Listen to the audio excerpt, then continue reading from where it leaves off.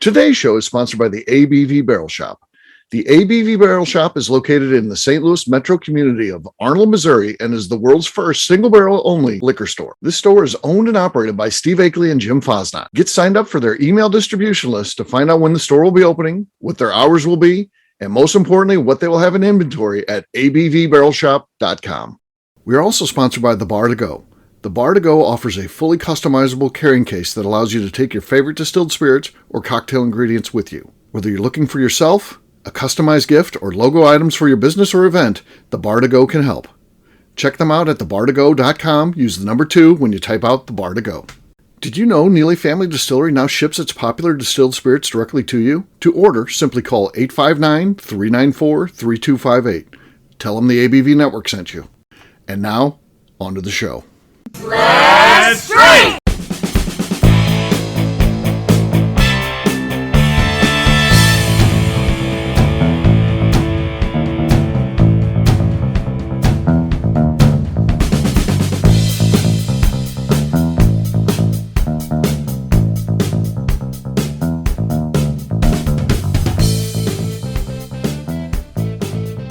Welcome to the Bourbon Daily, the podcast about everything bourbon delivered to you every day of the week.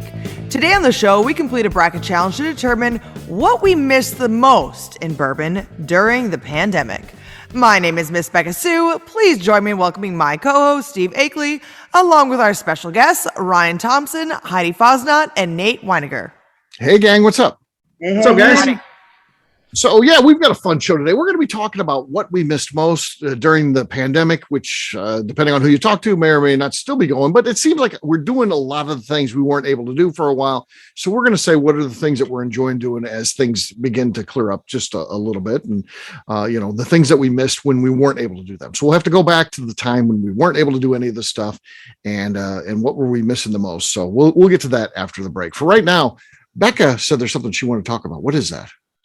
So the boys were chatting a little bit before this show, and it made me think about, I want to know what sports, or clubs, not bourbon clubs, Nate, everyone did when they were in high school, not college, not now.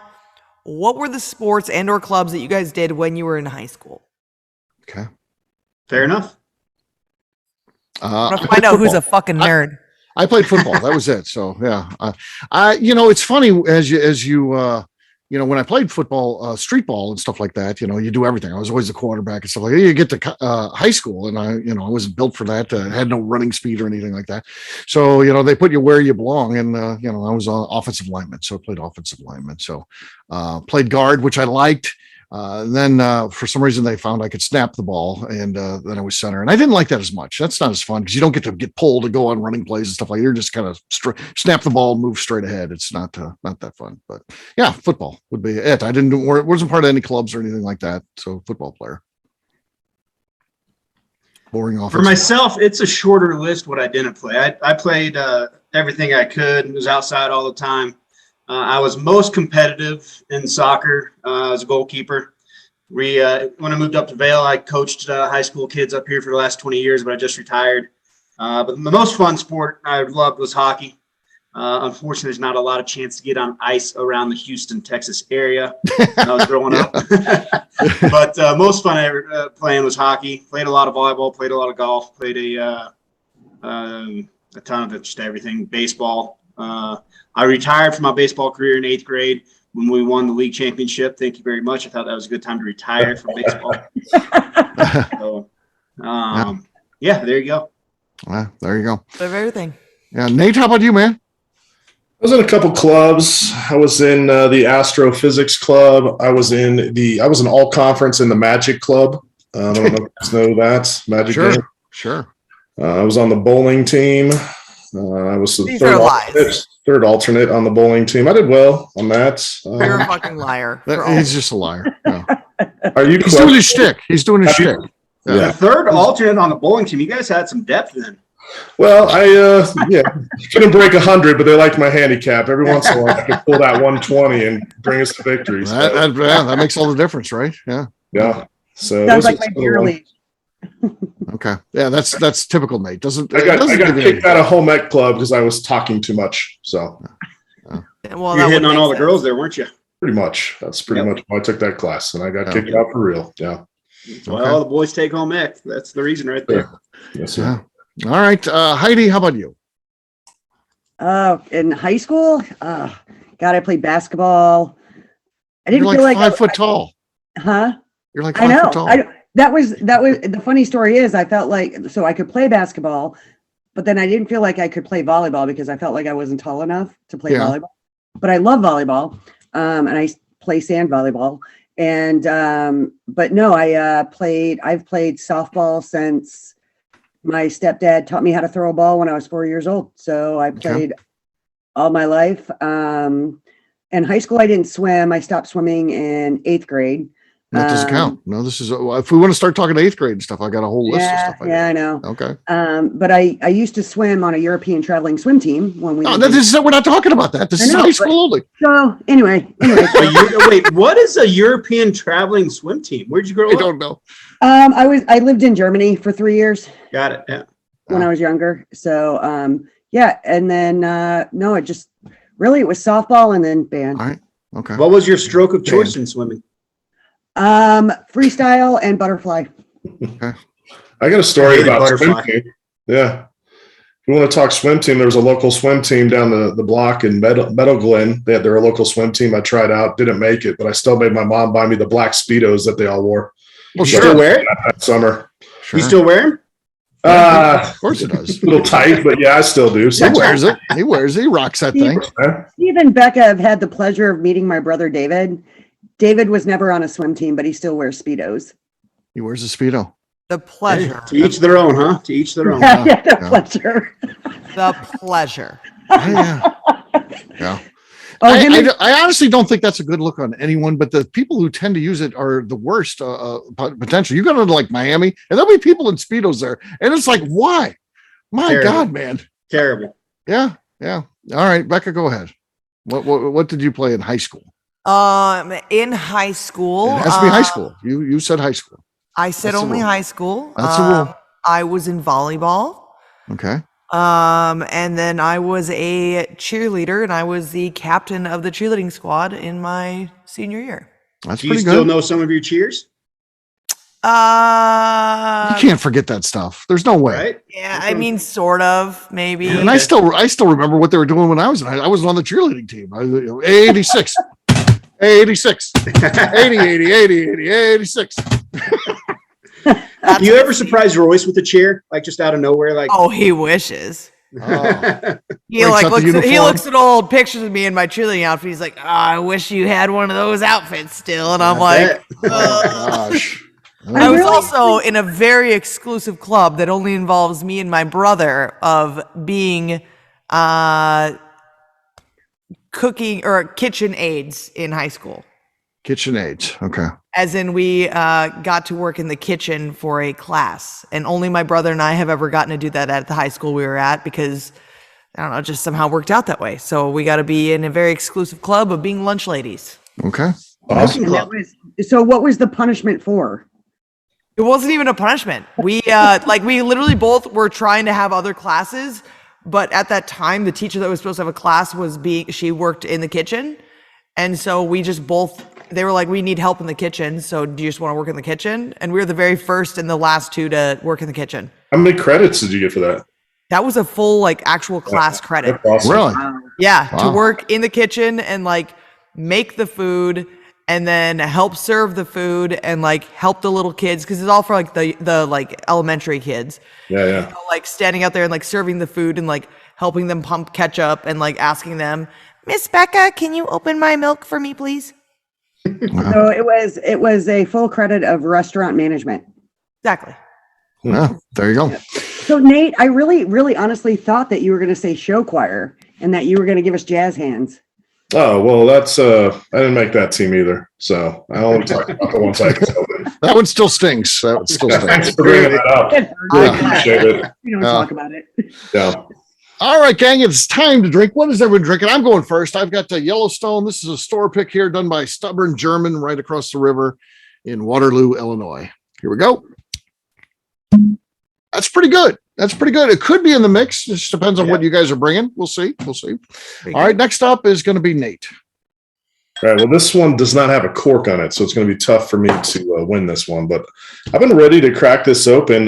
Steve, you know this. This is from the Bardstown Bourbon Festival this last year when we, with Brent Elliott, we got to do our own blend. Yeah. And this one is a OBSO 7-year, an OESK 14-year, and an OBSV 7-year that I got to blend together for my own limited edition. That's cool. It hasn't been opened yet, so it's been sitting there. Let's see. Okay. It's a fresh crack. It's a fresh crack. It's a good noise. Yeah. It was a good seal. Okay. I've got the lead. Beka, you're next. What do you got? I will not be part of this because I've got. Oh, I thought you were making a statement. I won't be part of this. I'm not gonna be fucking part of this. Okay. No, I will be part of the drinking. I will be part of any sort of cracking anything open. Cracking something open, but no cork pop. I've got a sample here that I tasted with Nate last time he was here. Actually, this is just a bourbon whiskey. Okay. Bourbon whiskey. Okay, fair enough. Interesting. It's a big Boston round too. So yeah, that's a big one. All right. Heidi, you're next. So I went and got my bottles today. But of course, one of Jim's, so he's probably patiently waiting for me to do the cork pop on this and take a pour. So I got a Russell's 10. Okay, Russell's 10. Okay, well, there you go. There was my lead. I had a lead and it's gone. I guarantee I'm not topping that. Yeah. The average spend for Heidi's, I believe, $170 is what she spends on the shows so she can win. And then she comes, now her new thing is she comes with a used one the first show. So be like, no, I didn't buy anything. And then the rest of them were all new. So, yeah. All right, Ryan, that's what you got to beat. So it's fresh in your mind. Heidi, I'm not beating it, but I am excited to open this guy. It's a straight high rye bourbon, Molly Brown from down there in Denver. Okay. So I like you representing the Colorado love tonight. Yep, absolutely. Colorado brands, fantastic. Okay, not bad for me, but definitely not beating Heidi. Not beating Heidi. Hers was a cannon, so she wins. Cheers, gang. Cheers. All right, we'll take a quick break, and then when we come back, we're going to go through this list of the things we missed most in bourbon, and we're going to do a bracket challenge to see which one wins. We'll do that in just a few.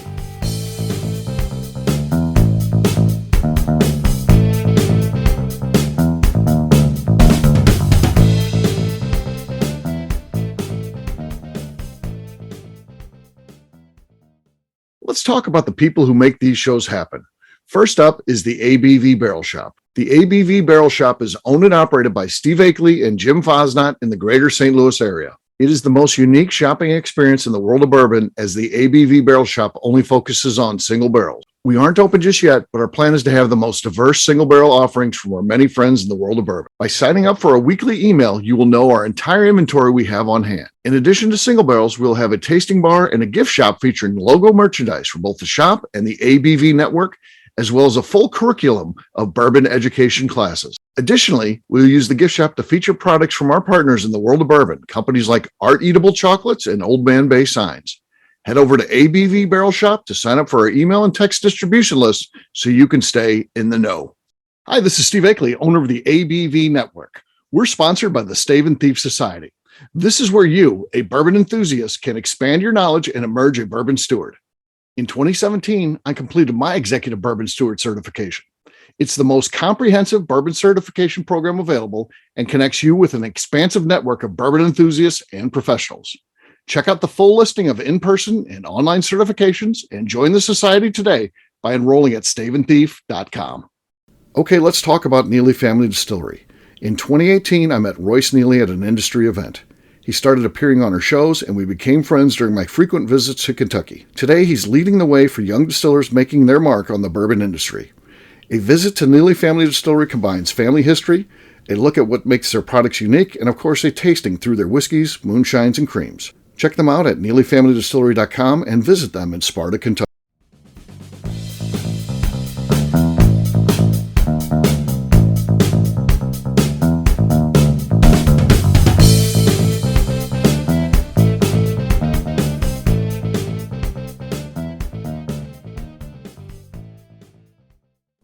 Hello, this is Daddy Kennard, and Recording on the ABV network.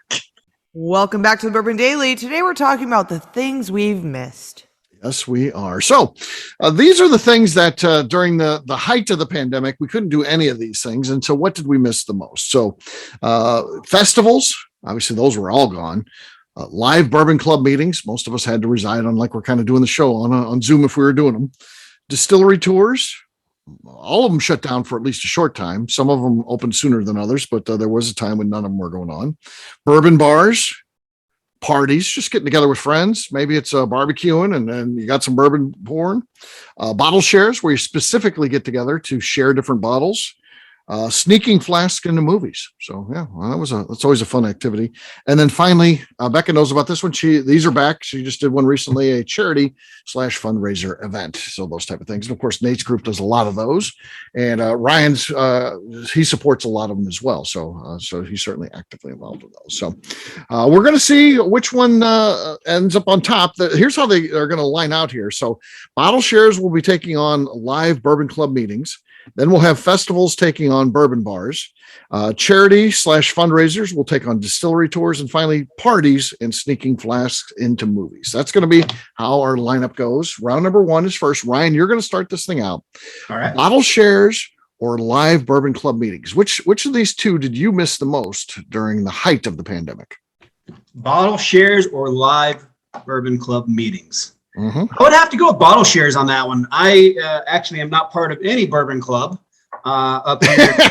I don't have them as a member. No.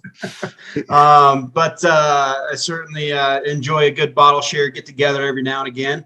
And Okay. So when those weren't happening, that stung a little bit. Okay. Nate, what do you think?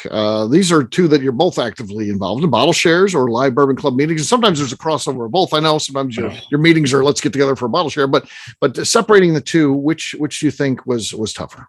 It was extremely tough as the momentum we had to not have whiskey club or whiskey society events and meetings. Yeah. Miss all the members and coming together. That was a very difficult. And even though you said like we did some things online, it just wasn't the same. It's not the same, right? Yeah. You can't replicate that. So the live. It is a club nice meeting- transition going online. Akeley did an amazing job with that and still do, obviously. So it was a nice transition, but again, I'll echo those words. It's not like getting in person. Exactly. Heidi, you're next. We're tied up here 1-1. Bottle shares or live bourbon club meetings. Which did you miss more during the pandemic? Sorry. So clarification on this. So Oh God. Yes.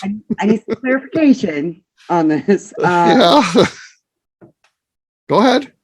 All right. So live bourbon club meetings, would you say that is what we did when we were? No, that would be a bottle share. What you did at Paul's house. A live bourbon club meeting would be. That's not what I'm asking. That's not what I'm asking. Okay. What we did as a group when we went and we did the distillery tours, but it's really a group that gets together and we kind of have a meeting at a distillery, or no? I think this is one of those, if you have to ask, it's probably something you have. Here's my problem. Now I need to find someone who I can talk to the clarification on what Heidi's clarification is. I think she's lit, folks. I don't know. No, I'm not lit. But bottle shares would be like what we did at Paul's, where we get together and just drink. I know what a bottle share That's is. the bottle share. Club meetings would be more like what Nate has. I don't think you're involved in any formal. Then I would have to go with bottle shares. Okay. All right. There we go. So then it's easy. Miss Beka Sue, bottle shares or live bourbon club meetings? And you don't necessarily have to do these things. You can say what would be missed by. You can play on behalf of the audience too. What do you think would be worse to not have, bottle shares or bourbon club meetings? Well, just by how each one is like worded, like, do I want to be at a bottle share? Okay. Or do I want to be at a meeting? Right. Meeting implies work or AA. Bottle share implies drinking. Right. I'm going to go with bottle shares. Bottle shares is Kill up. this bug. I like your train of thought there. That was good. Thanks for walking us through that. Yeah, made absolutely no sense. And now that you got a new What are friend, you talking about? That doesn't make any sense. why don't you go name your bug friend? I know I'm going to kill my fucking bug friend, Nate. Wow, dude, what a discrimination against bugs versus possums and Yes. crows. All right. Absolutely. And What also, are you going to it does do with make the dead sense. bug? Bottle share or a meeting?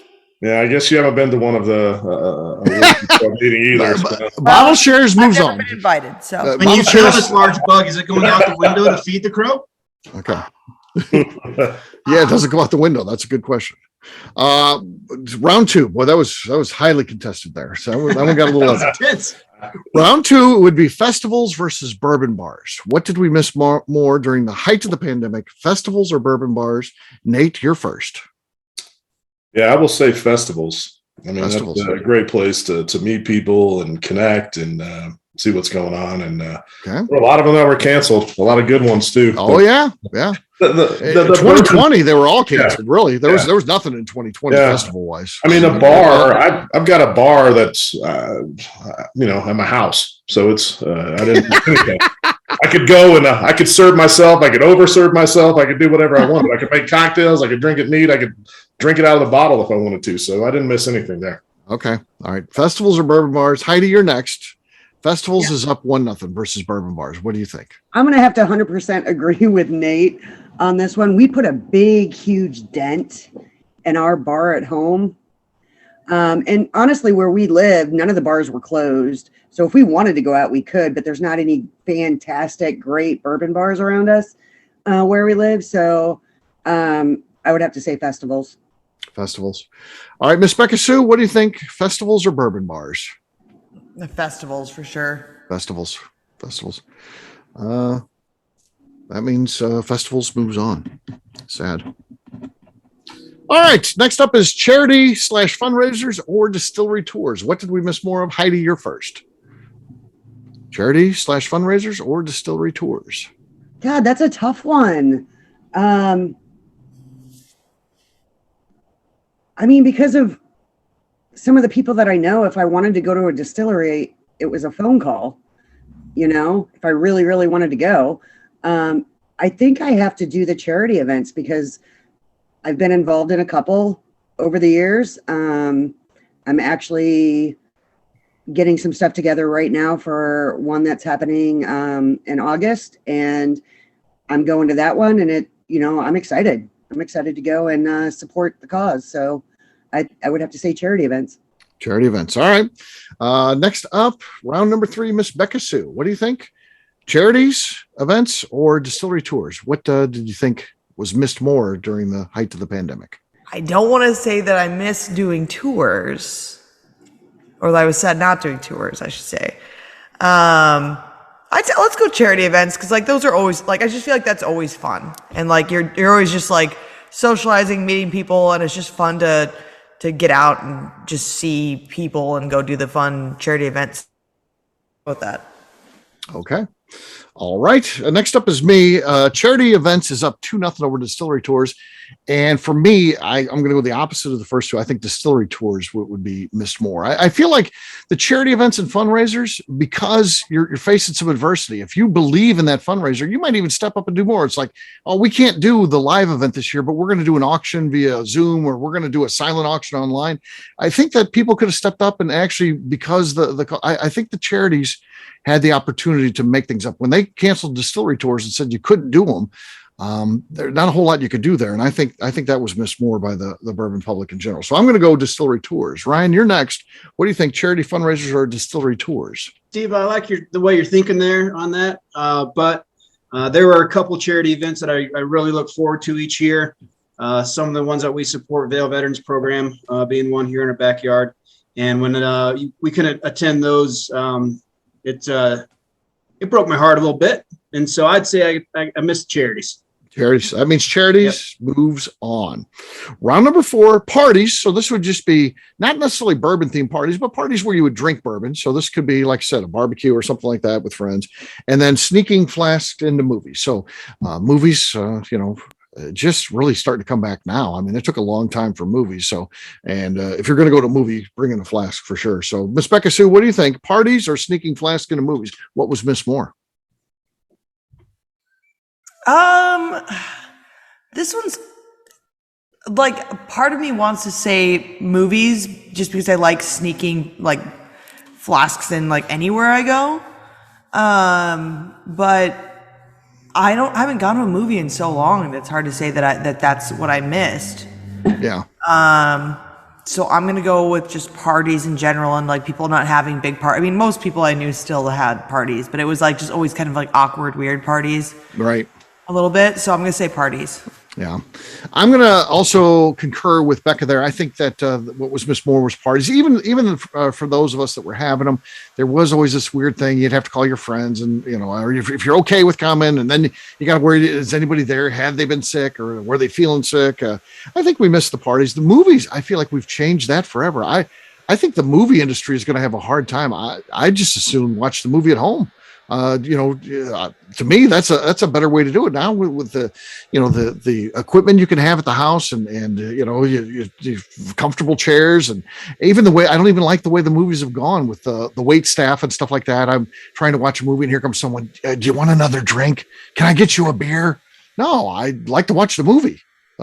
Yes. So I think movies are fucked actually, but we'll see moving ahead. I hate to lose them. I like movies, but I just assume watching at home. So, Ryan, what do you think? Parties or sneaking flask into movies? I've never been a big movie goer for all those reasons you just said. The equipment, entertainment systems that you can have at home, the TVs, the sound, streaming options now. Streaming options, exactly. Right. So I did not really miss not going to the movies because I really don't go to the movies in general anyways. Yeah. So I'll have to go with parties. It's almost offensive these days when you see a movie has come out and it's like at the theater only. It's like, no, you release it streaming the same day. I want to be able to, it's a weird thing that how that's changed. So that means parties does move on. I'm going to kick off round number 5, bottle shares or festivals. What did we miss more? Boy, this is tough. This is probably the finale here that ends up being in the second round. I think that while yes, we missed our festivals and things like that, those are typically once a year events, or if we're really into festivals, maybe we're going to 2 or 3 of them. And I'm not talking about if we're in an industry like Ryan might have to go to a lot, Miss Beka Sue may go to a lot, but people will work at distilleries. But I'm talking about us, just consumers. But bottle shares is something you can do every month. You're getting together with your group. And I think that's kind of stuff was missed more. I think on the personal level, I think the bottle shares, festivals certainly missed, but I think bottle shares more. Ryan, what do you think? I got to go with festivals on this one. Just going to throw it out there out of the gate. It's, you're right. We do attend a number of them throughout the year. Always great to meet new friends and connect with old friends that you see at these things. And so, having all the festivals ripped away from us really hurt, and so I got to go with festivals. Festivals. Nice to have them back. All right, Nate, what do you think? Bottle shares or festivals? What did you think was missed more? Yeah, I think bottle shares were still doable somewhat with COVID if you were responsible in some ways. I mean, not on large scale, but you could still have a couple people over for a pour and share a bottle or whatnot, or even with family or whatnot. So festivals, though, that wasn't happening. You couldn't travel. They were canceled, and there was no even opportunity for that. So festivals for me, I miss not being able to go and get the, those little dips that you can get. You have all the different packets. There's like celery and like pepper and the beef jerky stands, all that stuff. I love that about those festivals, man. All the little side stuff you could buy, the candlelight. Oh yeah. What are you even talking about, Nate? You didn't even make any sense. I don't know. You don't even know what you were just saying. It was I'm talking about all the little booths, like at the festival. Like you get all the little side. I'm with you, Nate. I'm with you, buddy. Yeah, that's like shit. That's what you missed.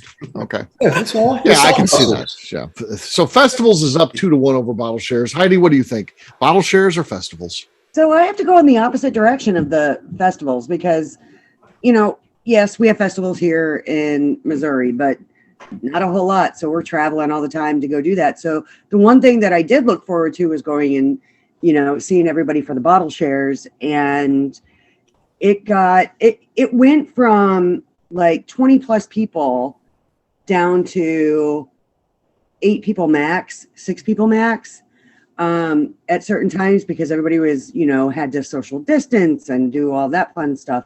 And, my whole thing was, well, the bourbon will kill everything. So just keep drinking and bring more. And so I actually missed the bottle shares. I missed, seeing those 20 plus rotating people that would come in and out of the bottle share, and seeing what they were all up to and seeing what they found, and the dusties that were brought and things like that. So I missed that normalcy more than Bottle I missed shares. the festivals. Okay. So Beka, it goes to you now. It is tied up. Bottle shares and festivals are knotted two apiece. So it all comes down to you. What are your thoughts?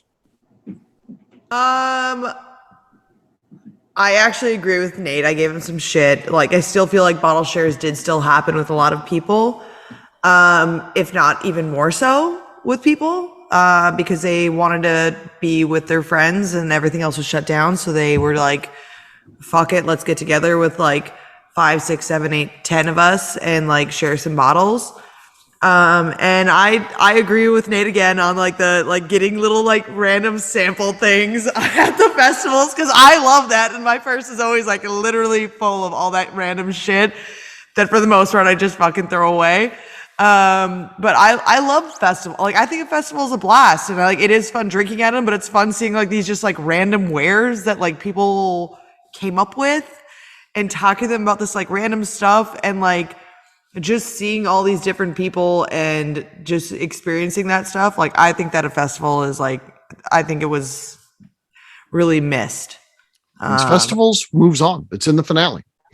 All right. Next up is charity fundraisers versus parties. Again, these are parties that it's get-togethers with friends, aren't bourbon focused, but you are drinking bourbon there. So different than the bottle shares, which is specific, get together, bring a bottle and let's share. So, but also very social amongst individuals. So charity fundraisers are parties. Round number 6, Ryan, you're first.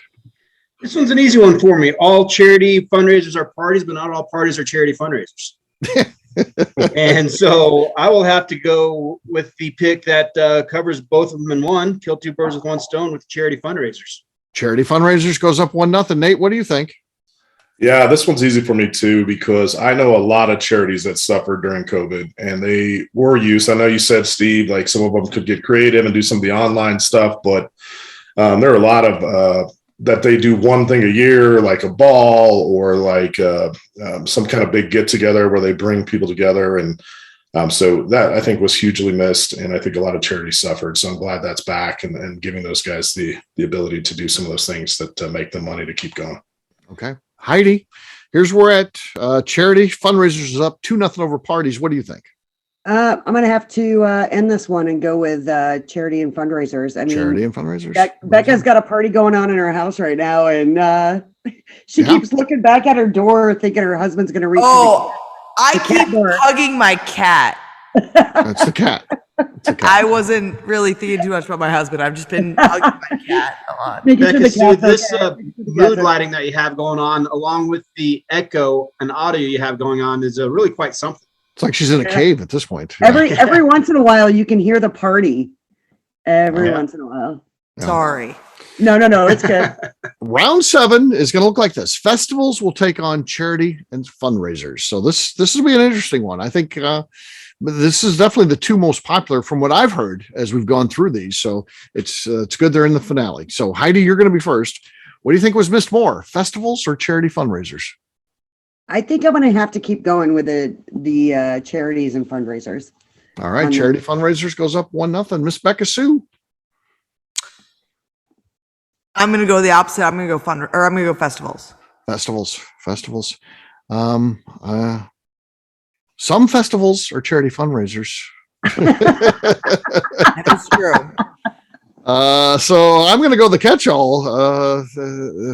I think I like charity fundraisers between these two, because if nothing else, they're both kind of the same. It's large groups of people getting together. But I think that, the takeaway at the end is helping out the event, the charity that goes. So I'm going to go charity fundraisers. I'm going to vote for that. Means that we're tied up here, right? Or no, charity fundraisers is up 2-1, right? What did you vote for, Heidi? She went charity fundraisers. Okay. Charity fundraisers. Okay.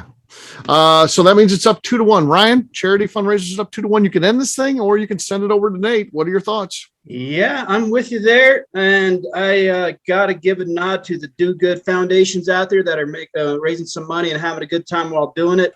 The festivals are a lot of fun, and those were missed. But I got to go charities as fundraisers for sure. Charities is the thing that was missed most during the pandemic. So there you go. There you go. Yeah. So it's a good thing it's back, and hopefully raising money again. So very cool. Very cool.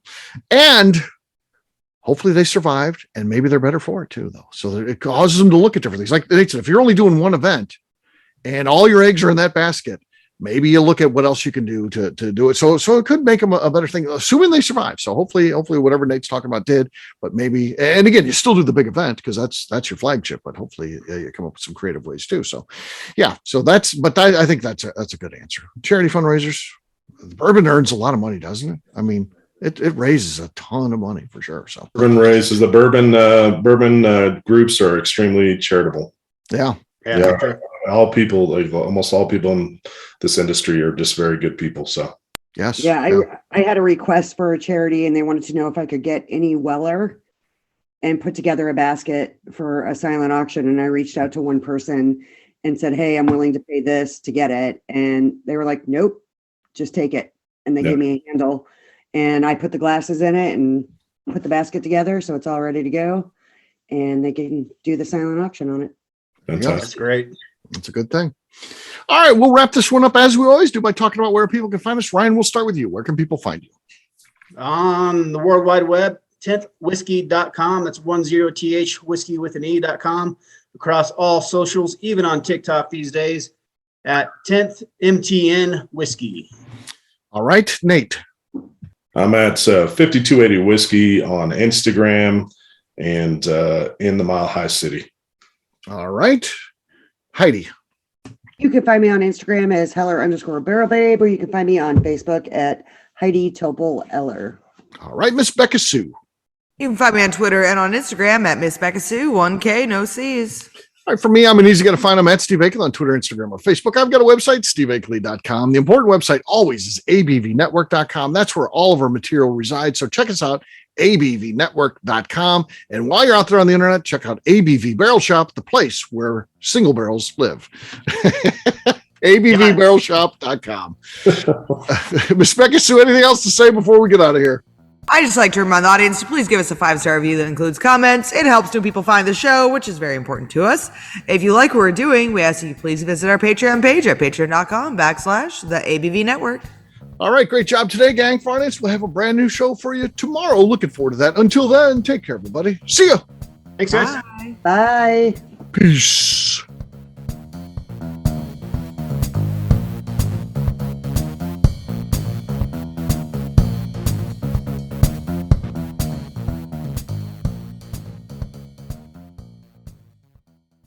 Before we finish the show, let's talk about some great companies that support the ABV network. First up is Moonshine Still Pro. Moonshine Still Pro has a full line of products to help the home distiller.